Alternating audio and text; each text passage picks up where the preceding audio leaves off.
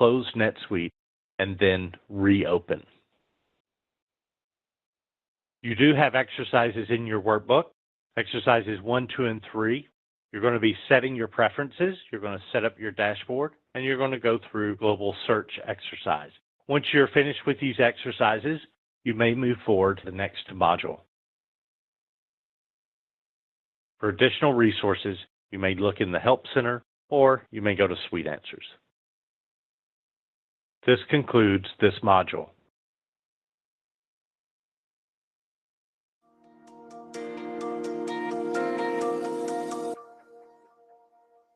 Welcome to SuiteFoundation Exam Preparation, Enable Features, and Setup. Our objectives in this module will be to enable features, set up tab options, general preferences, home and set preferences, and set up accounting, sales, and etc. So our exam objectives will be to identify the general functionality that can be controlled under Enable Features. Questions you will want to be able to answer will be, does this feature exist in NetSuite? And know what turning on and off does, especially around certain features such as advanced shipping, advanced receiving, and multi-anything. Let's begin by taking a look at Enable Features. To access Enable Features, this is done under Setup, Company, and Enable Features. It is here where we would come to turn a feature on or turn a feature off. It is not in this part of the system where we would tell NetSuite or adjust NetSuite in how we want that feature to behave. Again, this is simply to turn features on or off. You can see we have multiple tabs across the top. On Company, we have things such as departments and classes. We have projects, project management, job costing, project budgeting. Are we going to use multiple units of measure? Resource allocation, things around our international settings, multiple language, maybe multiple currencies. And we have things such as data management, file cabinet, duplicate detection and merge. It's telling us if we turn this on, we have to set it up in a certain location. IP address rules for IP address restriction. We have our accounting tab. This is where we come in to turn on or off certain accounting features in the system. Things such as expense allocation, revenue recognition, amortization, intercompany and time and expense if you work in a one world, consolidated payments, and multi-book accounting. We have our tax settings here. Advanced taxes. You'll notice that advanced taxes is turned on, but it's gray, so I can't turn it off. This is a feature that once enabled cannot be shut off. This allows us to track taxes in multiple nexuses and use tax schedules in certain editions of NetSuite. Transactions, this is where we turn on or off certain transactions we might work with. You can see we have some options here around sales, and then we have some options around shipping and receiving. Things such as advanced shipping. This comes from years ago when you would fulfill a sales order, the system would automatically create your invoice. We had a lot of customers who did not want that to occur. They wanted the creation of the invoice to occur by someone in the accounts receivable department, not someone in the shipping department. So we added the functionality called advanced shipping, which separates those pieces. So they separate what your shipping department does or your fulfillment department from what your accounts receivable department does. Now we have quite a few advanced shipping and receiving features, so this is a little bit outdated. So most everyone we work with will have this turned on. We have pick, pack, ship, shipping label integration, and we advanced receiving. So advanced receiving is basically the mirror image of advanced shipping. This is from years ago when a purchase order was receipted, the vendor bill would automatically be created. But by turning this on, it separated your receiving department's task from what your accounts payable department was doing, and therefore separated those duties. So again, this is your shipping and receiving options. We have billing options that can be found here. Here's where we set up our payment processing in the system. We have items and inventory. So we come out and we turn on what items and inventory we intend to work with within the system. We have some employee features, CRM features, some analytics features, which is basically our reporting. If we're working with web presence or the e-commerce site, we have some settings here for that as well. And then we have Suite Cloud, which are our customization pieces. Your key takeaway with regards to enable features is just to come out, read through features, and take a look at what's available here. If there's something here and you're not quite sure what it does, you can always use field level help. It is very likely on the test you will be asked, where would one go to turn on a certain feature? And no, that would be in enable features, but it also helps to know what the features are. You will not be asked questions that go to the granular level. So we will not ask you on which tab in enable features would one go to turn on the advanced shipping option. That we will not ask, but we may ask you, where would one go to turn on advanced shipping? So I would highly recommend that you come to Setup, Company, and Enable Features and simply read through the tabs. Become familiar with what's here, because it is very likely that you may have not been here since your initial implementation. Or this may be a part of the system that you do not have any access to. So you will want to be familiar with what is located here. Allow me to go ahead and click Save.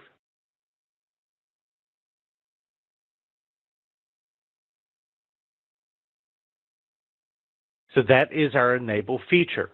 Any feature that says multi-anything, so multi-inventory, multi-location, that type of setting, there is a really good chance that once it has been turned on, you will not have the ability to turn it off. So be sure that you are familiar with anything in enable features that begins with the word multi. Let's talk about the Setup tab as a whole. It is under the Setup tab where we can access things such as rename records, auto generation of numbers, where we set up our printing, fax, and email options. And what else can we find on this tab? Let's take a quick glance. So if I come to Setup, we come under Company. You can see this is where we set up company information. This is where we enable features, which we've already spoke to. Here is our rename records and transactions. Let's open this in a new tab. We spoke a little bit to this in our previous module, but I'll speak for a moment about it. Remember, if you are changing your naming around the standard records in NetSuite, you want to enter the singular form here. You do not enter the plural form. NetSuite will handle that part for you. Make sure that you are not using a same naming convention for another item here. So in other words, you may refer to customers as partners, so you might change this to partner. But where this may cause some problems is the fact that we already have a record in our system called partner. So be careful of that. The other thing to be cautious of is do not intentionally or accidentally use the same naming convention for multiple records here. So do not refer to the other name as lead and also have one here listed as lead. The thing to know is NetSuite can handle it if you do repeat names here. However, it can become very confusing for your users when all of a sudden there are multiple record types in the system who have different names. So be cautious of that when you're working with these. At the bottom is where we can change transaction names. Be careful with the abbreviations.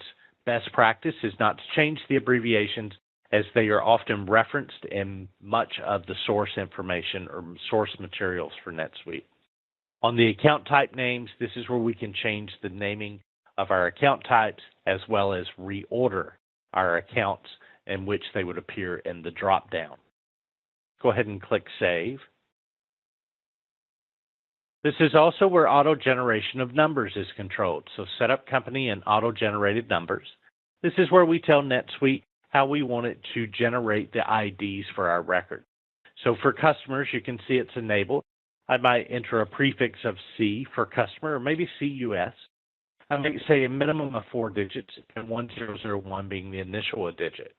So what that means is if I create a customer, that customer ID will be CUS 1001. If it's left blank, it'll just use the customer name as the ID.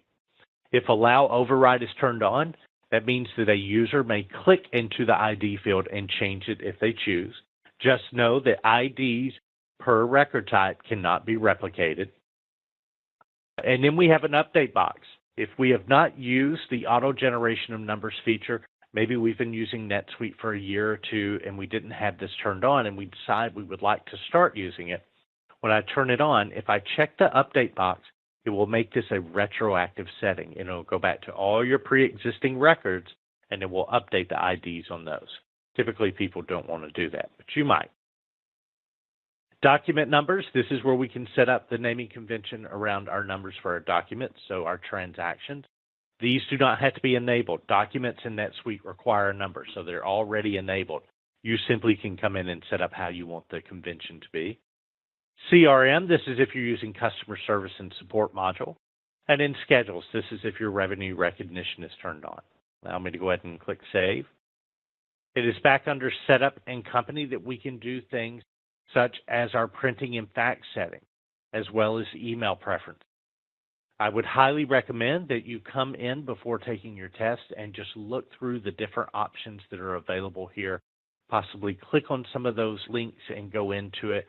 Just be familiar with what is located on the Setup tab. We've already looked at general preferences in the previous module when we discussed how to set up our security policies. Now let's go back into our general preferences and let's take a look at some of the additional options that are available there.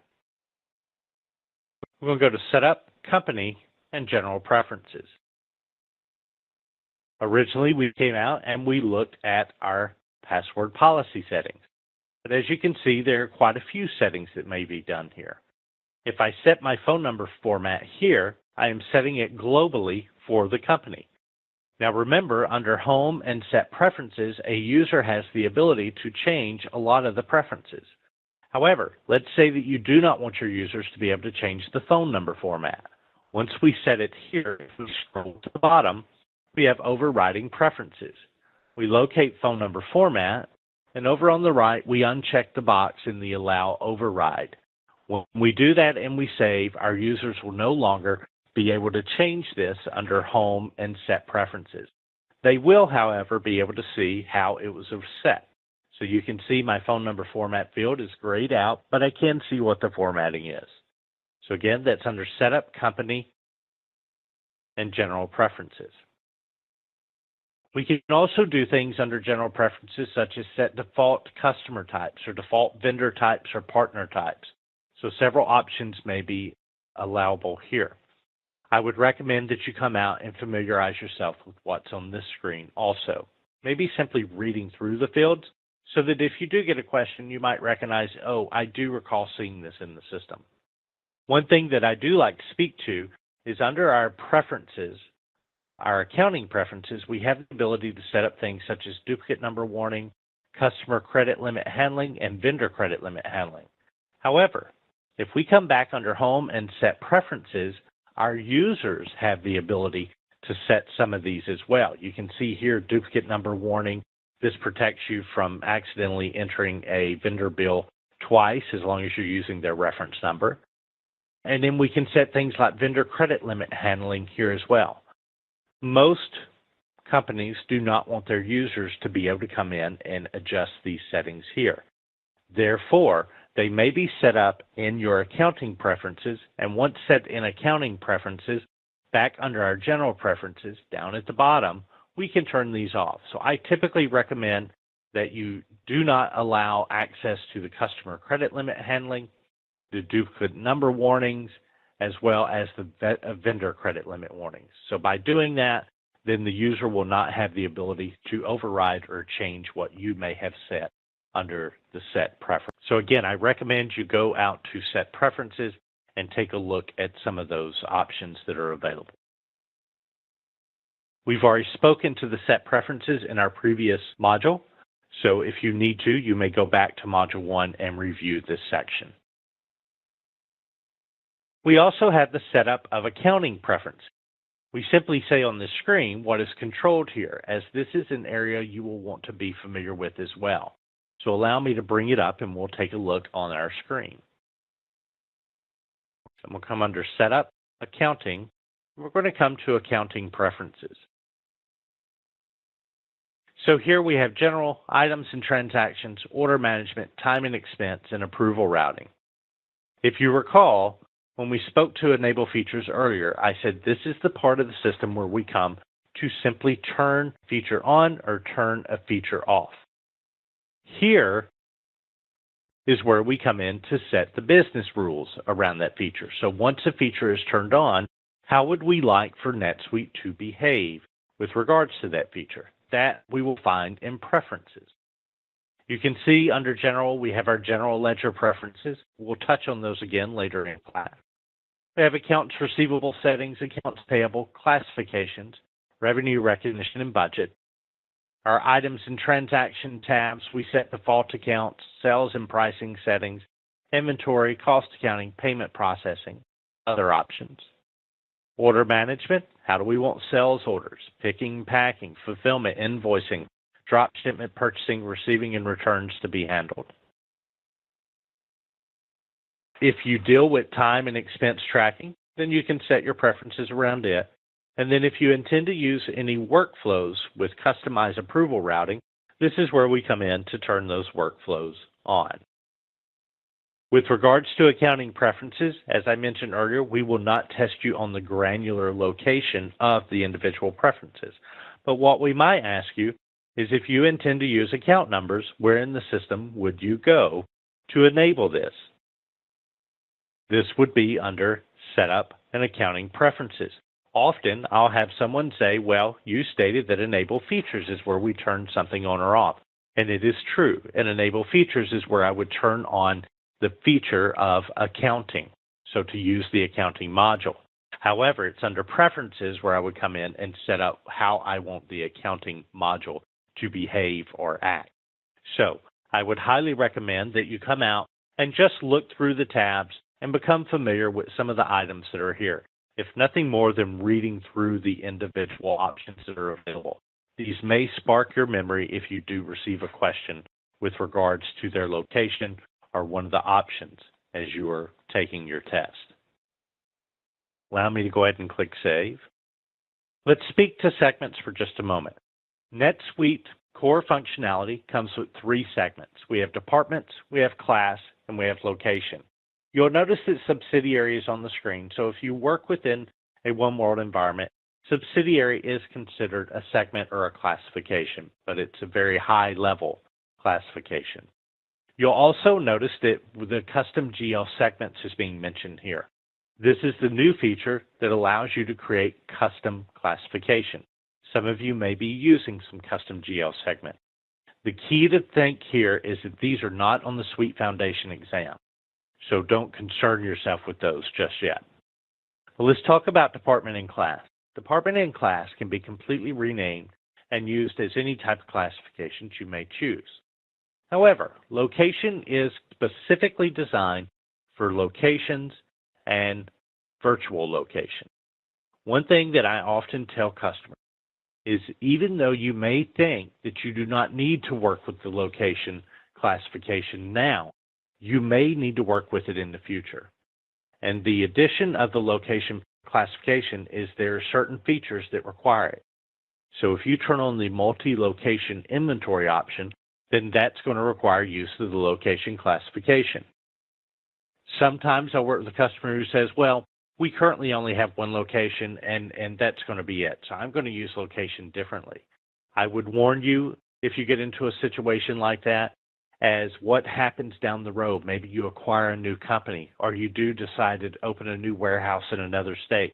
Now you have 2 locations. And if you're going to track by multi-location in NetSuite, you have to use the location classification. So the takeaway here is save that for inventory control.